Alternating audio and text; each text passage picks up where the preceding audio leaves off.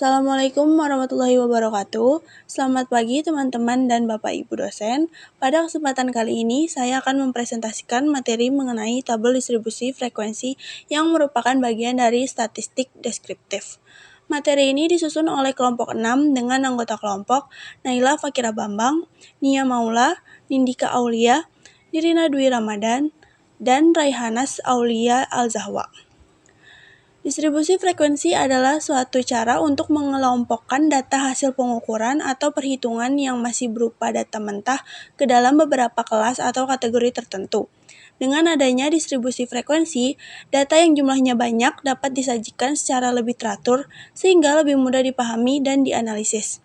Secara umum, distribusi frekuensi dibagi menjadi dua jenis, yaitu distribusi frekuensi tunggal dan distribusi frekuensi berkelompok. Pada bagian awal ini, kita akan membahas distribusi frekuensi tunggal vertikal. Distribusi frekuensi tunggal merupakan distribusi di mana nilai atau kelompok dari data tersebut adalah satu atau tunggal. Sebagai contoh, terdapat tabel vertikal dengan data nilai 6, frekuensi 3, nilai 7, frekuensi 1, nilai 8, frekuensi 5, nilai 9, frekuensi 7, dan nilai 10 dengan frekuensi 12.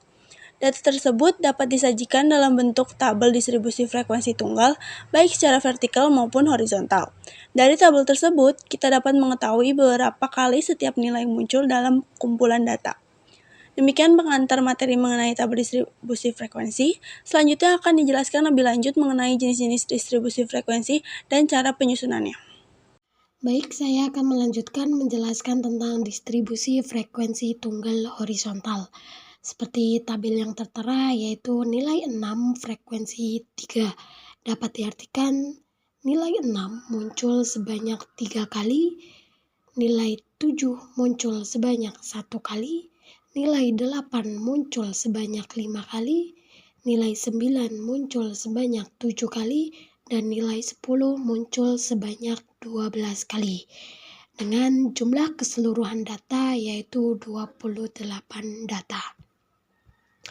Selanjutnya yaitu distribusi frekuensi berkelompok. Distribusi frekuensi berkelompok adalah distribusi di mana nilai atau kategori dari data tersebut adalah lebih dari satu atau berkelompok. Dan penyajian data dikelompokkan ke dalam beberapa interval kelas. Di sini ada data frekuensi berkelompok vertikal.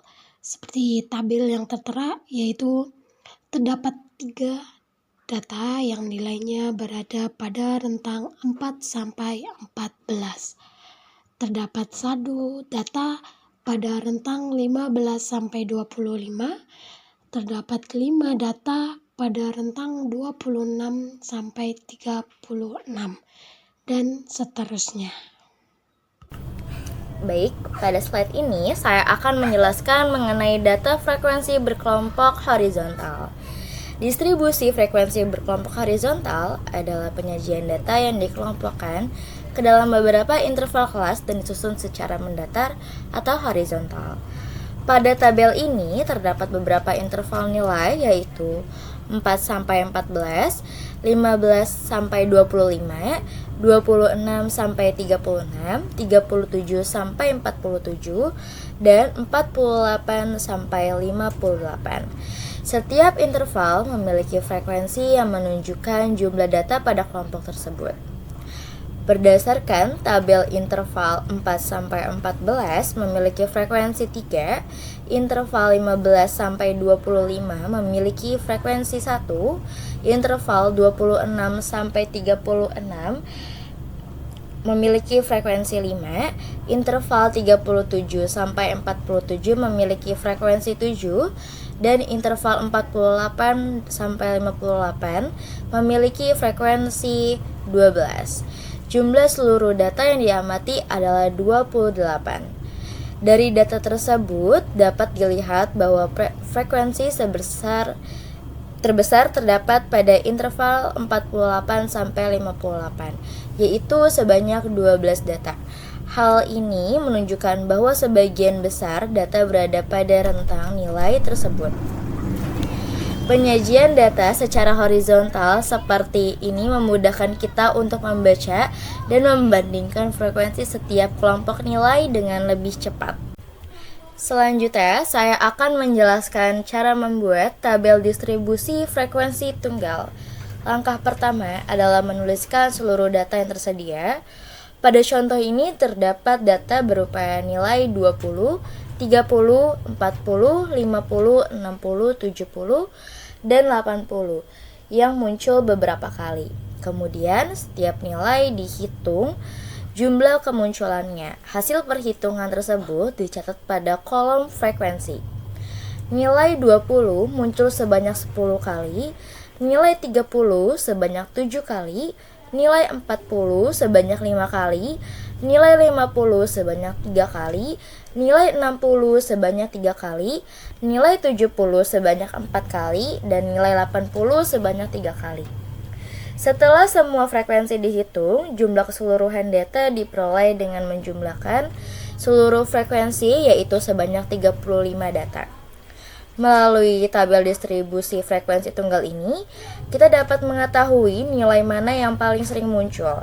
Pada contoh ini, nilai 20 memiliki frekuensi tertinggi, yaitu 10 kali, sehingga dapat dikatakan sebagai nilai yang paling dominan dalam data tersebut. Jadi, distribusi frekuensi tunggal digunakan untuk menyajikan data yang belum dikelompokkan, sedangkan distribusi frekuensi kelompok digunakan untuk menyederhanakan data ke dalam beberapa interval kelas. Di sini, saya akan menjelaskan proses penyusunan tabel distribusi frekuensi berkelompok. Langkah pertama, menentukan nilai maksimum dan nilai minimum dari data. Nilai maksimum adalah 80, nilai minimumnya adalah 20. Langkah kedua, menghitung jangkauan data menggunakan rumus J sama dengan Xmax dikurangi Xmin. 80 dikurangi 20, maka jangkauan data diperoleh nilai 60. Langkah ketiga, menentukan jumlah kelas dengan menggunakan rumus K sama dengan 1 ditambah 3,3 log N. N-nya sebesar 35 data, maka diperoleh hasil K sama dengan 6,095 dibulatkan menjadi 7 kelas. Langkah keempat, menghitung panjang kelas menggunakan rumus P sama dengan J dibagi K. Maka 60 dibagi 7 sehingga diperoleh 8,57 dan dibulatkan menjadi 9. Berdasarkan panjang kelas tersebut, dibentuk interval kelas dengan frekuensinya yaitu 20 sampai 28 frekuensi 10, 29 sampai 37 frekuensi 7, 38 sampai 46 frekuensi 5, 47 sampai 55 frekuensi 3, 56 sampai dengan 64 frekuensi 3, 65 sampai 73 frekuensi 4, 74 sampai 82 frekuensi 3 dengan jumlah frekuensi 35. Selanjutnya akan dijelaskan oleh teman saya. Baiklah, di sini ada contoh soal, yaitu susunlah distribusi frekuensi tunggal dari data di bawah ini. Data di baris pertama yaitu 4,67, 4,28, 4,53, 5,37, 5,23, dan 4,12. Lalu di baris kedua ada 5,54, 5,36, 5,21, 5,01, 4,43, dan 4,23.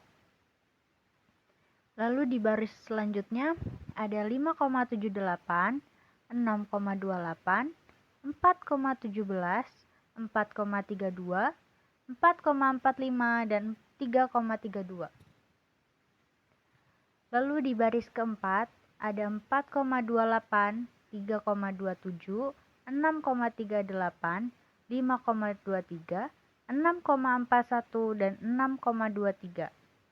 Dan di baris terakhir ada data 5,35, 4,20, 5,53, 4,63, 3,23, dan 5,45. Lalu di sini saya akan menjelaskan cara penyelesaiannya. Yang pertama, kita harus menentukan nilai maksimum dan minimumnya. Dari data tersebut, dapat kita ketahui bahwa nilai maksimumnya yaitu 6,41. dan nilai minimumnya yaitu 3,23. Kemudian, tentukan jangkauan data. Rumus dari jangkauan data yaitu nilai maksimum dikurang nilai minimum. Dapat kita ketahui bahwa nilai maksimumnya yaitu 6,41 dikurangi nilai minimumnya yaitu 3,23.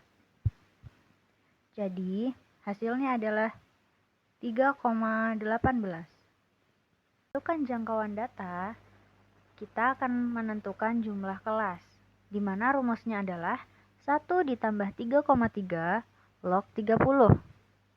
Dan diketahui log 30 adalah 1,477. Kemudian kita kalikan dengan 3,3 tersebut dan mendapatkan hasil 4,874. Kita tambahkan 1 menjadi 5,874. Lalu dibulatkan menjadi 6. Maka jumlah kelasnya yaitu 6. Setelah menentukan jumlah kelas, kita tentukan panjang kelasnya. Panjang kelas yaitu rumusnya jangkauan data dibagi jumlah kelas. Yaitu kita masukkan angkanya 3,18 dibagi 6. Hasilnya 0,53. Dibulatkan menjadi 0,6. Setelah menentukan panjang kelas, kita tentukan juga interval kelasnya. Kelas ke-1 yaitu 3,23 sampai 3,82. Kelas kedua 3,83 sampai 4,42. Kelas ketiga 4,43 sampai 5,02. Kelas keempat 5,03 sampai 5,62.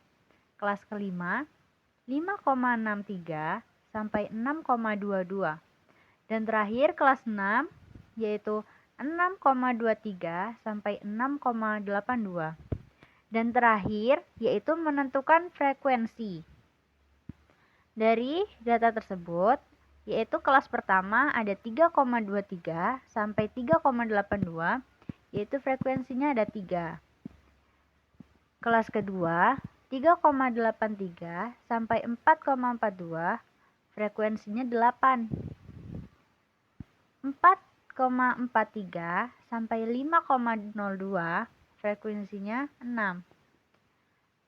Kemudian 5,03 sampai 5,62 frekuensinya 8. Selanjutnya di kelas 5 ada 5,63 sampai 6,22 frekuensinya 2. Dan di kelas terakhir 6,23 sampai 6,82 frekuensinya adalah 3. Maka jumlah keseluruhannya adalah 30. Sekian presentasi dari kelompok kami. Terima kasih atas perhatiannya Bapak Budi Trisantoso dan teman-teman sekalian. Wassalamualaikum warahmatullahi wabarakatuh.